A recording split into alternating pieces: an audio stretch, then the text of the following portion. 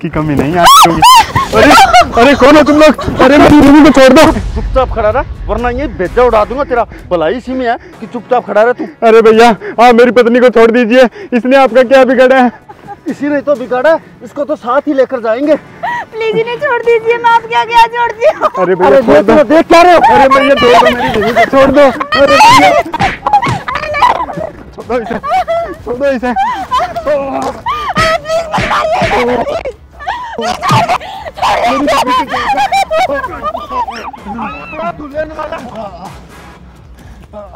साले के पास माल तो बहुत है।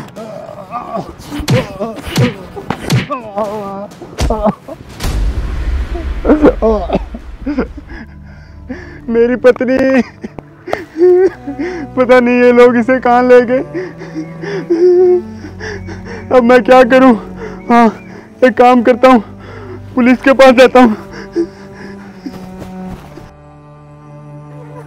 प्लीज भैया मुझे छोड़ दो, मुझे मेरे पति के पास जाना है। ऐसे कैसे छोड़ दूं? बड़ी मुश्किल से हाथ लगी है तू।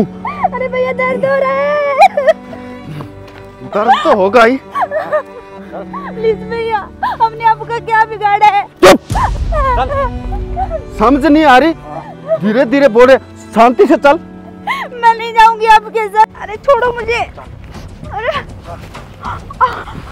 अरे यार अब तो मेरा हाथ छोड़ दो, दर्द करने लग गया। ले छोड़ दिया।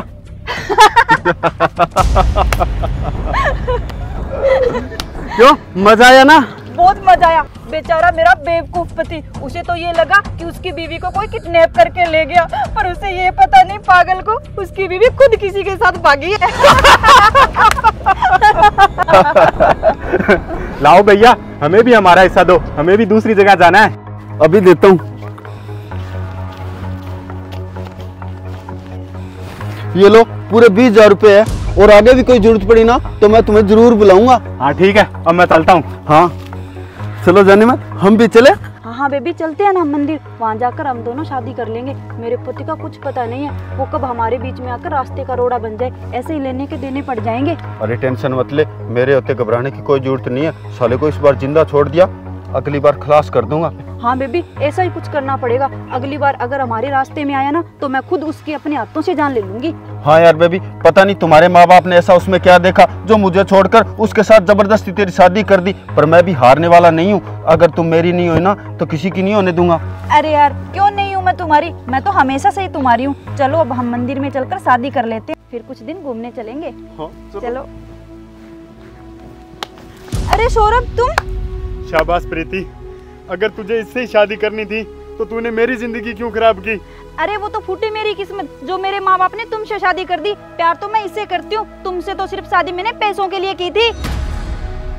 मगर कुछ नहीं, जब सच्चाई सामने आ गई तो हट जा रास्ते से, जाने दे हमें। नहीं प्रीति, मैं तुम्हें नहीं जाने दूंगा। प्रीति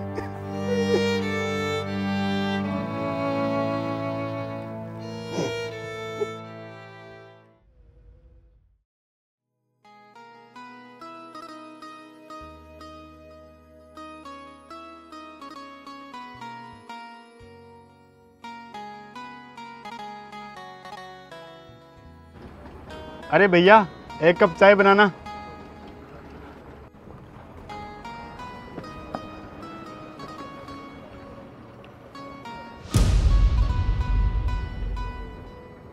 प्रीति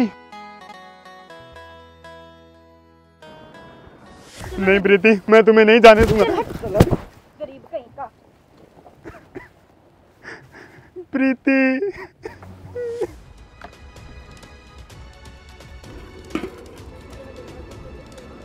अरे प्रीति तुम यहाँ क्या कर रही हो? अरे सौरभ तुम। अरे प्रीति सुनो।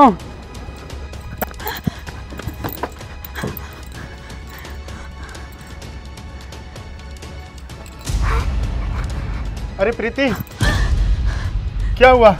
तुम मुझे देखकर भाग क्यों रही थी? अरे रो क्यों रही हो? कुछ बताओगी? रो नहीं तो और क्या करूं सौरभ, मैंने काम ही ऐसा किए कि मैं तुम्हें मुंह दिखाने के लायक ही नहीं बची। क्यों? क्या हुआ? और तुम इस होटल पर बर्तन धोने का काम करती हो। तुम्हारी ये हालत कैसे हो गई? बर्तन नहीं धोऊं तो और क्या करूं सौरभ? मैंने उस दिन तुम्हें ठुकरा कर अपनी जिंदगी की सबसे बड़ी भूल कर दी। क्यों? क्या हुआ? कहाँ गया वो तुम्हारे सपनों का राजकुमार रोहित, जिसके लिए तूने मुझे छोड़ा था? अरे कौन सा राजकुमार, वो तो एक नंबर का धोखेबाज निकला। जैसे मैंने तुम्हें छोड़ा था वैसे ही वो मुझे छोड़कर किसी और लड़की के साथ भाग गया। अब मैं क्या करती? दर दर की ठोकर खाती फिर रही हूँ। अपना पेट पालने के लिए उस होटल पे काम करती हूँ। मेरी जिंदगी तो नरक बन गई है। प्रीति, दूसरों को उजाड़ने वाले खुद कभी नहीं बचते। ये तो होना ही था तुम्हारे साथ। जो तुमने मेरे साथ किया वो भगवान ने तुम्हारे साथ भी किया। हाँ सौरभ, तुम सही कह रहे हो। मुझे मेरे किए की सजा मिल रही है, पर प्लीज तुम मुझे एक मौका और दे दो। मैं अपनी गलती सुधारना चाहती हूँ। मौका दे दूं? वो भी तुझ जैसी धोखेबाज को? प्लीज मुझे माफ कर दो, मैं आपके साथ जाना चाहती हूँ। तो बताइए दोस्तों, इस जैसी धोखेबाज को एक मौका देना चाहिए या इसको इसके हाल पे छोड़ देना चाहिए? कमेंट में अपनी राय जरूर दें।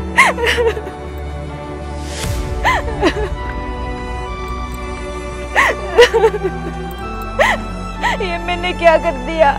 मेरे माँ बाप ने तो मुझे हीरे जैसा पति ढूंढ कर दिया और मैं इसकी परख ही नहीं कर पाई।